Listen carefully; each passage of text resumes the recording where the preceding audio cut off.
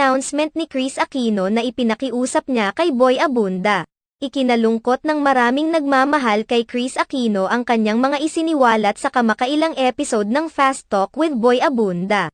Dito ipinahayag ni Kris Aquino sa publiko ang totoong kalagayan niya ngayon at kung ano-ano ang maaring mangyari sa kanya sa mga darating na buwan habang patuloy niyang nilalabanan ang kanyang mga autoimmune diseases at ang mga complications na kaakibat ng mga ito. Inamin ng Queen of All Media na si Kris Aquino na hindi na bumubuti ang kanyang kalagayan sa ngayon, sa katunayan ay mayroon na lamang siyang isang medication na susubukan para sa kanyang paggaling.